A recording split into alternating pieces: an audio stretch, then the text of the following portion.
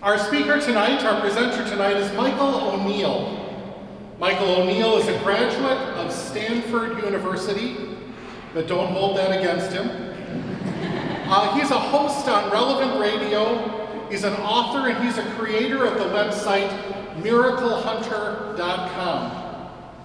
Michael has served as an expert commentator on a couple shows on EWTN, particularly the 2010 live broadcast when the Shrine and Champion was declared an approved apparition, and also EWTN's coverage of the 100th anniversary of the miracle at Fatima.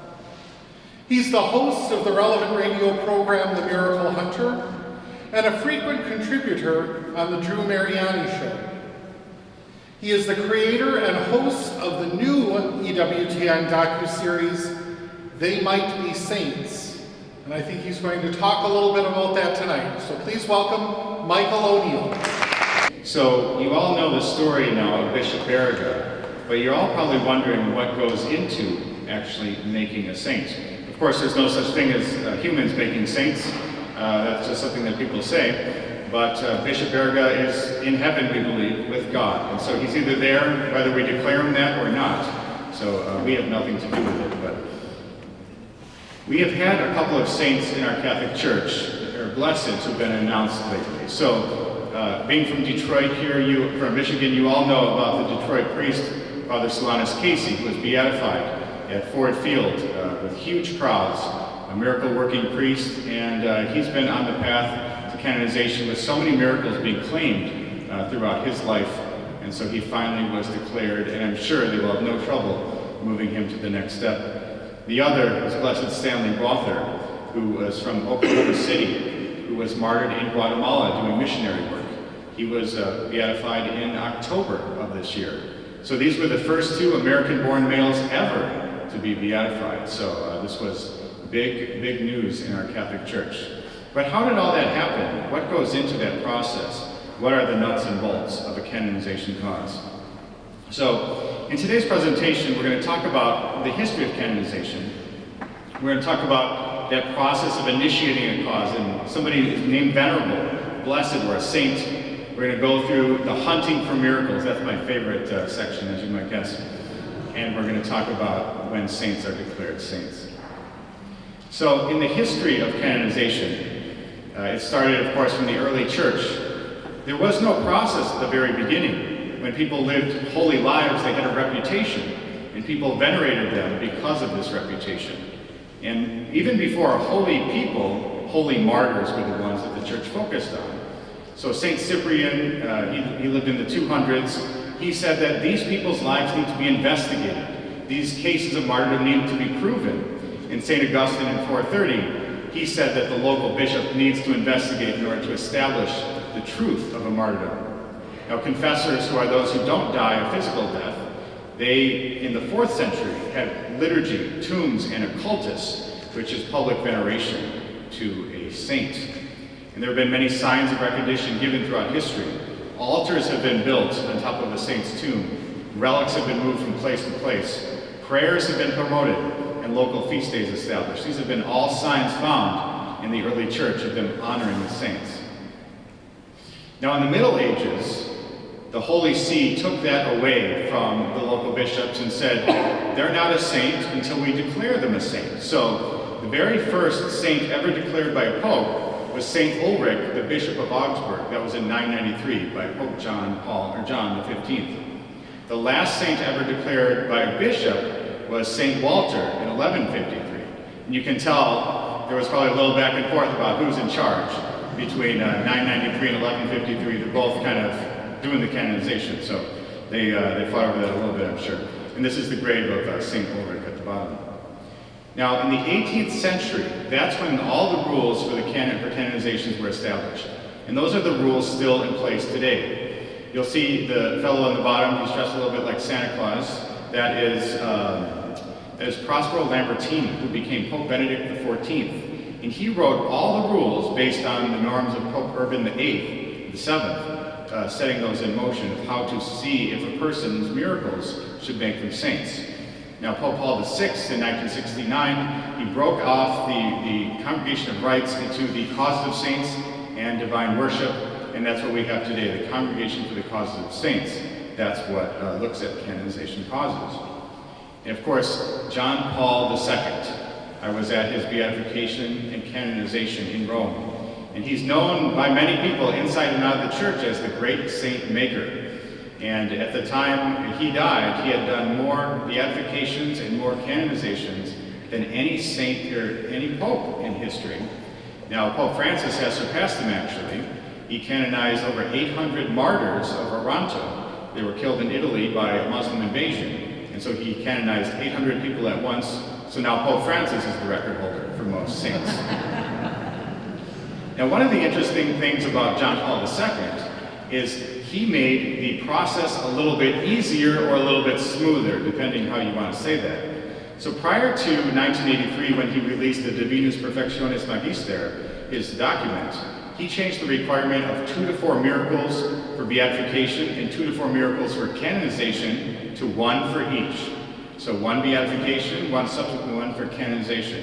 It was much tougher before. And he got rid of the devil's advocate. So there's this person called the Advocatus Diaboli, who was the person who took the side against the saint.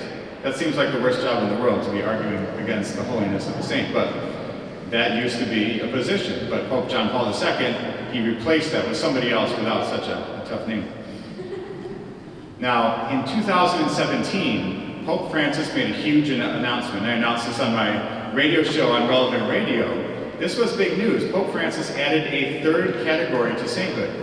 We all know the first one, and Bishop Berga is on that path, the fame of sanctity, where you have heroic virtue and you have a miracle, and then you're on the path to becoming a saint. The other one is if you're killed in odium fidei, in hatred of the faith. The third is oblatio vitae, and there is no miracle required for that. And so that is the case where, not where you're martyred, but you give up your life for another, out of love. And so the classic case, of course, is St. Maximilian Kolbe, who gave up his life sacrificing, and he's called a martyr of charity. Well, now it's an official thing, where if you give up your life for another, and you've lived a good life, you can be a saint in our Catholic Church. So that's brand new news that Pope Francis added a 3rd category as a path to sainthood. So we'll talk about that very first step in the sainthood process, and that's a servant of God. And so the cause for the canonization, that process where they get it going, it has to be initiated by a petitioner, or actor as it's called. So this can be just about anything to get the process going. If you want to start your own canonization process, you could probably do it. You might need a little more money, but you could do it. So it can be a parish, a religious congregation, a diocese, lay faithful, or a civil body. The key is, though, you have to be able to finance it. So that's the trick. And it has to happen in the location where the person died. And if you want to start a cause in a place where the person hasn't died, you have to contact that local bishop and get permission. So it's possible. You need a postulator, like in the film we showed Dr. Andrea Ambrosi. He's in Rome, the postulator for this cause and many other causes. So he speaks directly with the Congregation for the Causes of Saints at the Vatican. And then the job of the vice postulator is the person who collects all the miracles and favors in addition to miscellaneous other things, but they have to organize those intercessions to get ready to submit to Rome. So when the bishop launches that diocesan investigation, then the CCS, the Congregation for the Causes of Saints, gives it a number, a protocol number, and then they begin the historical interview process. Now, the diocese has to be very involved in the canonization process. So they talk with the other bishops in the region, they publish the petitioner's, the postulator's petition, they gather information from the faithful. If people know information good or bad about a potential saint, the bishop wants to know.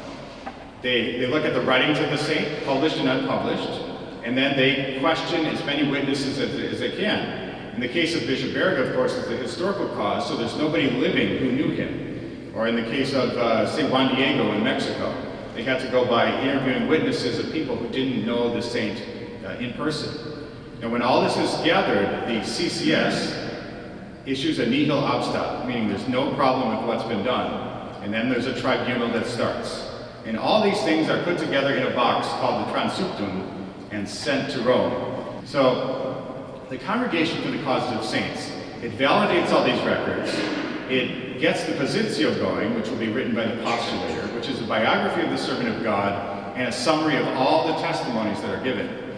And when there's a unanimous decision given by the congregation on the positio, then a formal degree can be issued on the heroic virtues or martyrdom of the saint.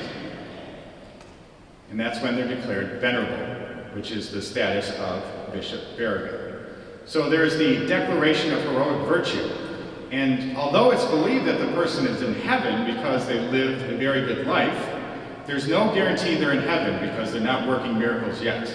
So we believe Bishop Berrigan is likely in heaven, but we don't know for sure. And that's why we have this 150th anniversary Mass. We're praying for the repose of his soul.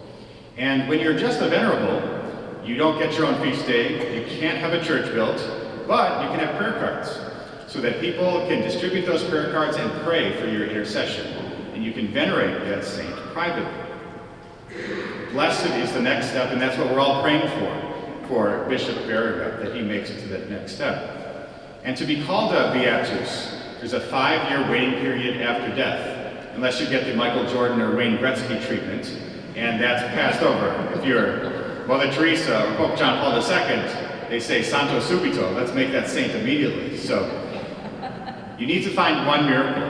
And when they declare this, they say that the person is definitely in heaven, because they're in heaven with God interceding for a miracle. They can't do that from purgatory, apparently. You have to be in heaven to convince God to work that miracle.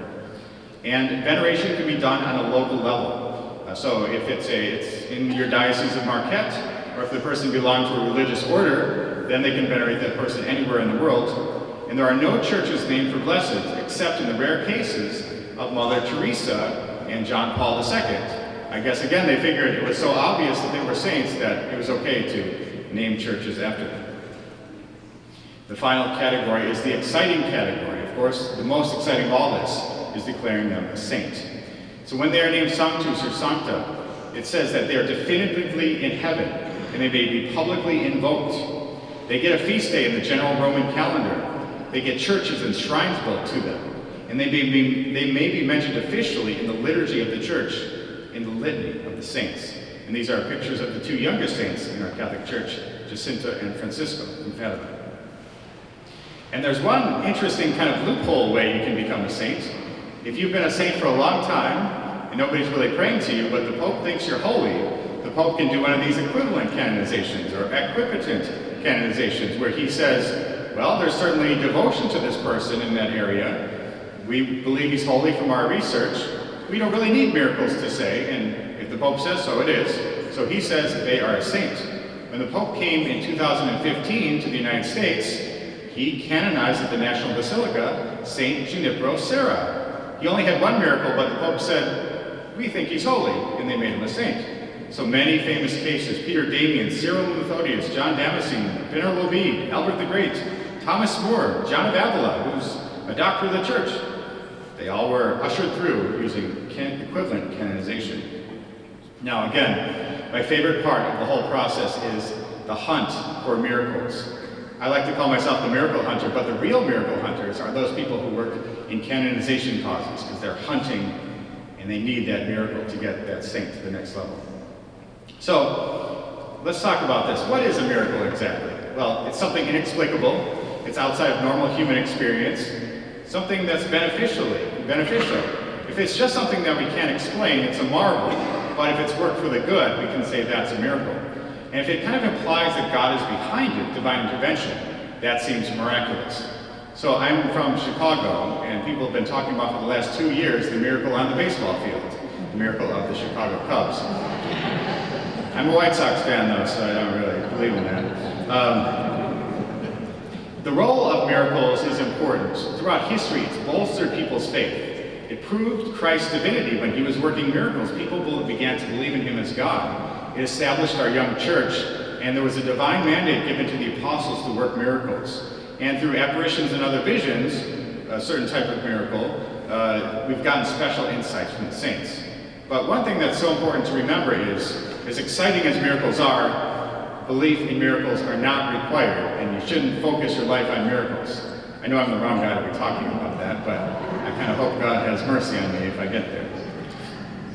So, in the Catholic Church, there are so many different types of miracles.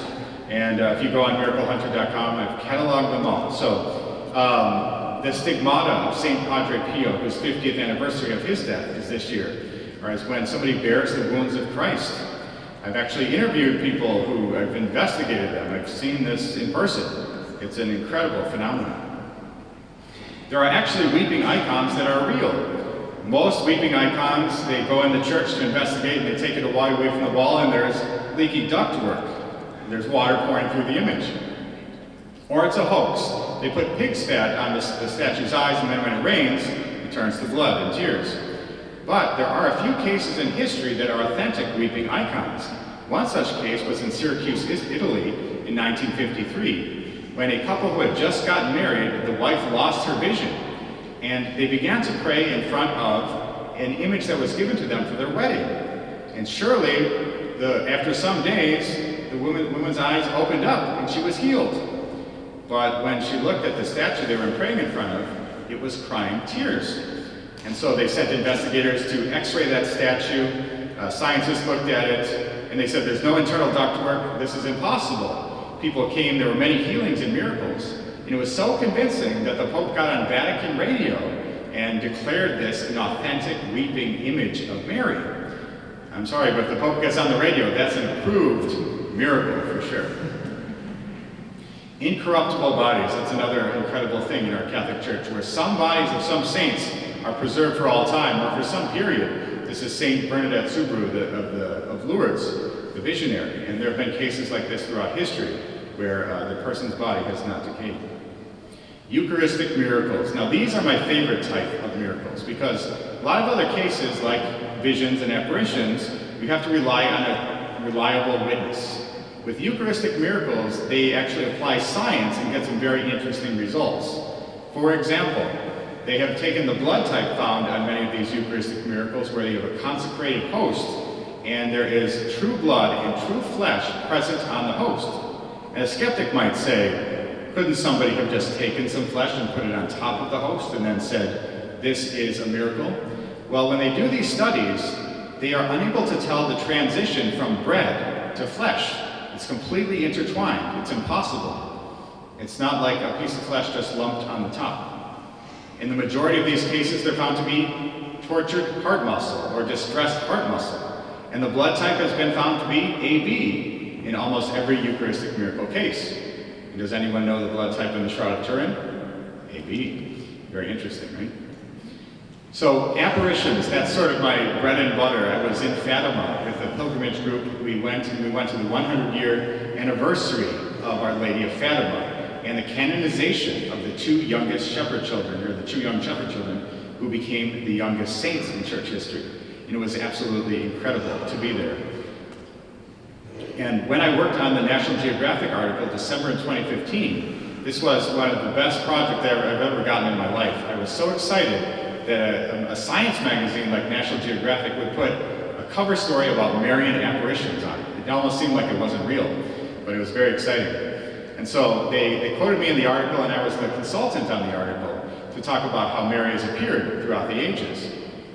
And my favorite part was they let me do a map. So I used the data on my Miracle Hunter website, and I worked with the editors at National Geographic, and we developed a map of all the Marian apparitions throughout history. And so that was an exciting full-page spread for that. And when it comes to apparitions, there's a whole process that they investigate these things with. And so there was a 1978 document where they actually lay out the norms of the congregation for looking at these things. And again, it relies on a witness to show what has been true and what's been false. But the most common type of miracle that people like to talk about, whether you're talking with Catholics, Protestants, or non-believers, they are medical miracles. And these are the types of miracles that are used in canonization causes. There are many other types of miracles that we have. We find a lost wallet. We get a job we shouldn't have gotten. We get a date with a girl who shouldn't say yes to us. These are all miracles in some way or another. But when it comes to miracles, we kind of think that the Vatican cares a lot about these things. Well, they don't, actually. if your Uncle Joe has cancer and his cancer goes away, they don't send a miracle hunter from the Vatican to check on Uncle Joe. They would say congratulations on the healing, but they wouldn't go into it. So only cases that go to Lourdes and only go to the Congregation for the Causes of Saints, sainthood causes, are the only ones that are ever looked at. And so I was so lucky last year, about 1 year ago, another person with a question on how the church does that was Dr. Oz. So he read my book apparently, and he invited me onto his show to talk about canonization. When it comes to healing miracles, there are only two places where the church looks at these things: canonizations and at Lourdes, at the Camille, which is their medical commission there. And now there have been different scientific experiments that relate to prayer, because we can think that, isn't there sort of a psychosomatic effect when you pray? Doesn't that sort of heal your body without God being involved? So some universities like Duke University, Fordham University, UCLA, and universities in London have said that prayer can render positive results. Your blood cell count can change, your skin temperature can change, your blood pressure and your brain waves all can be altered due to prayer. And there have been other times when other people have been praying for you, and if you know you are receiving prayers, you may be healed. And so there was this study in 2002, the Annals of Behavioral Medicine, that said the length of time that AIDS patients survived was related to prayer. The more they prayed, the longer they survived. And again, you might wonder, is this psychosomatic? You're thinking someone's praying for you, or you're thinking that you're praying for yourself. Well, there have been cases, of course, where infants, they're not doing any praying, but their parents are. So we have cases like Fulton Sheen, Venerable Fulton Sheen, one of the other venerable bishops in the United States. He was invoked in this case where this young boy, James, was born stillborn, and they rushed him to the hospital, and he was unconscious for about 40 minutes. And so the mother began to pray to Fulton Sheen for that intercession. And the husband got on the phone and called all their friends and said, "Pray for our son who is about to die, but pray only to Fulton Sheen." And so the boy's heartbeat returned. He began to breathe, and the woman celebrated. And the doctor said, "Don't celebrate too much. Your son will have severe brain damage if he survives." Sure enough, 10 years later, James Fulton is in perfect condition. And this saint was approved, or this miracle was approved by Rome on the way to making Fulton Sheen a saint. So that little boy couldn't pray for himself. He didn't know that others were praying for him, but yet Fulton Sheen interceded in this case. And of course, I mentioned Lourdes as the other famous place where miracles are validated. That's the 1858 apparition to Bernadette Soubirous of Our Lady of Lourdes. And the Camille, the International Lourdes Medical Commission, looks at all these cases. They have a medical panel of international physicians who only serve for a little bit, and then they're swapped out for new physicians, so there's no biases. There have been 69 approved miracles at Lourdes, and about 7,000 remarkable ones that may be in the queue to being validated as one of these 69. So 69 seems like a low number, doesn't it? But I love that the number is so low, because the church takes it so seriously that when something passes, it's cause for celebration, because they tried to rule it out and prove that it was completely natural causes. So when it comes to canonizations, we know that two miracles are required: one for beatification and one after beatification for canonization.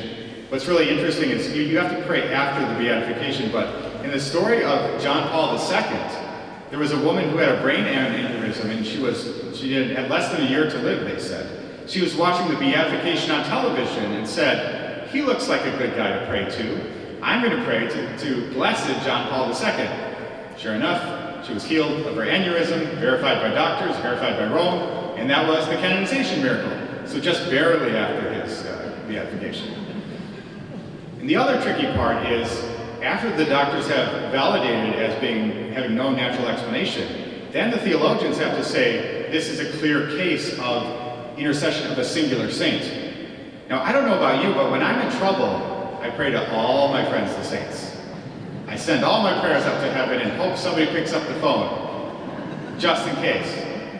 Cover my, and I'm not necessarily usually praying to somebody who isn't a saint yet. But if you pray to Bishop Barriga and you pray to Mother Teresa and you got a miracle, if you submitted that to Rome, they might say, well, maybe that was Mother Teresa. So you have to only pray to Bishop Barriga for its account. So that's a really key thing. Now, no bodily signs in death can be used for canonization. This was one of Prospero Lambertini's rules. It said that even if a body is incorrupt, that doesn't count. That's not a miracle. That's a sign from God that this person is graced or is favored, but it doesn't prove they're in heaven with God. So even a great incorruptible body doesn't count for canonization. Signs in life don't count either. If you have the stigmata, the wounds of Christ, if you're a levitating saint, doesn't count. You have to wait till you die and interceding in heaven. And a fancy Greek word, thaumaturgy. There have been some saints in history like Solanus Casey, a thaumaturgical, a wonder-working saint. It doesn't matter how many miracles you work on earth, they don't count for when the church looks at it. So I've had on my show Brother Richard Merling, the postulator for Father Solanus Casey, and he claims they have cabinets full of miracles that were worked when Father Solanus was alive. And the stories were that he would answer the door at his monastery, and people would come to see him and say, "My brother got in a car accident," or "My mother's very ill," or we lost all our money, pray for us."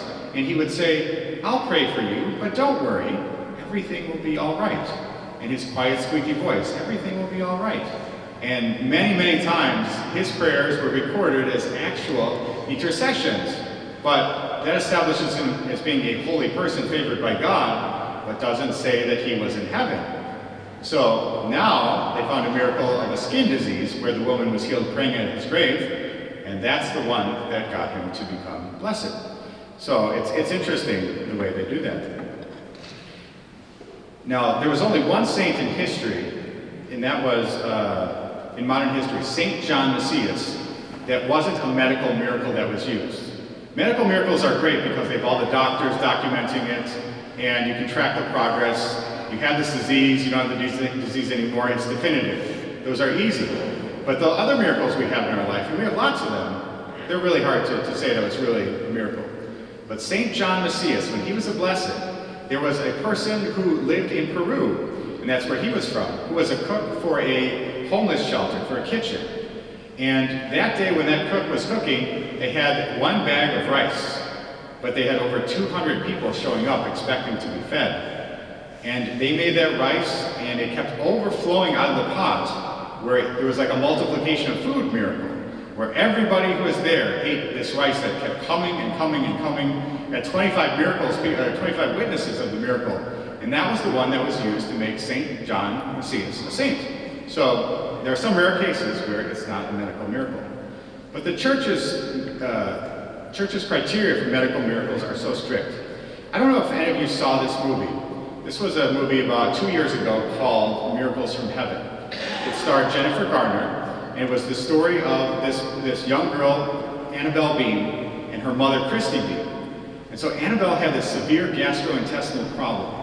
And they took her to all the doctors across the United States, even the top doctor in Boston, where they said, "We cannot cure this disease. This is something that she will die from.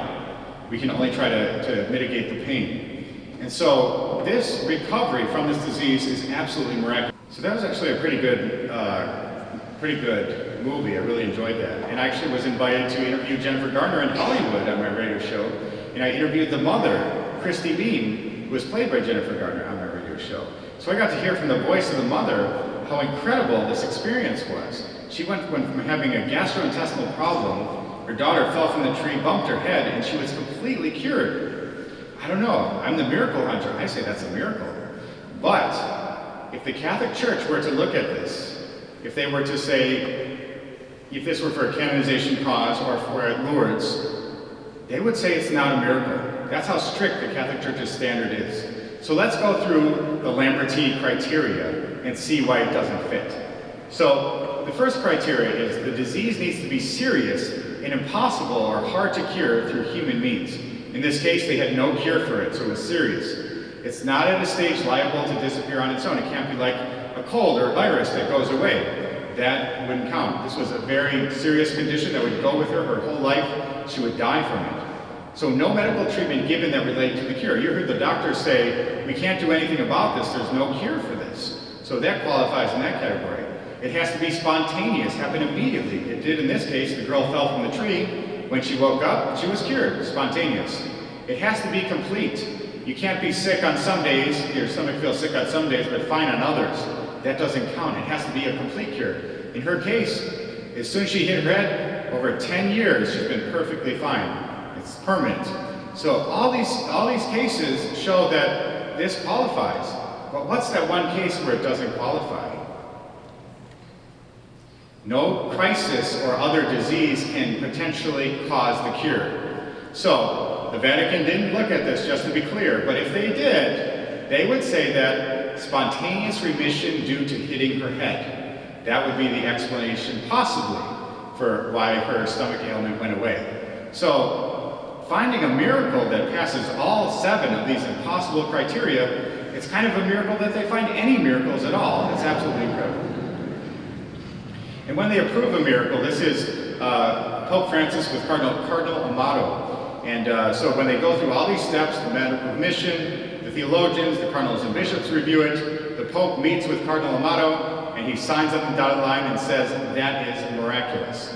And in the case of Fatima, I think Pope Francis really wanted to have that 100-year anniversary and the canonization of the 2 shepherd children at once. So he met with Cardinal Amato separately, and he said, I sign on the dotted line, this is a miracle. So he made that one happen, to do both at the same day. And I was glad I was there, I got to see it. And so, what happens when they declare somebody a saint? So, we'll look at this classic case that just happened, Jacinto and Francisco Marto, at the canonization in Fatima. It was an incredible event to be at. There were 1 million people, plus Pope Francis. It was amazing. And I got to be there with EWTN. I led a pilgrimage group there, but I got to be with EWTN to talk about some of the miracle stories. And the famous miracle story is that of the young boy, Lucas Baptista, who is pictured in this picture. This was my favorite part of the whole canonization Mass. Lucas brought up the gifts to Pope Francis and got a huge hug from Pope Francis, kind of saying, it is through you, because of you, that this whole day is possible. It was incredible. So Lucas was 5 years old when this happened, and he fell from a window. He was playing with his sister, and he fell over 20 feet and cracked his skull, and he lost brain matter. They rushed him to the hospital and thought he was going to die or be paralyzed for life. His parents rushed to the local convent of sisters who were from Portugal, and they were praying to the 2 shepherd children and asked for that intercession. When they came back to the hospital, the boy was inexplicably recovering, and now today he's in perfect health, good enough to bring the gifts to Pope Francis at this Mass. So it was an incredible canonization miracle. So that's what the Church does, is when they find that miracle, when they approve it, when a saint is made, then you'll see a big canonization Mass. And we are hoping that Bishop Frederick Berga someday gets that miracle, and I know that the cause is looking at some good miracle possibilities right now. So we can all pray to Bishop Berga and hope that a miracle comes his way someday soon. Thank you so much for being such a great audience. Thank you.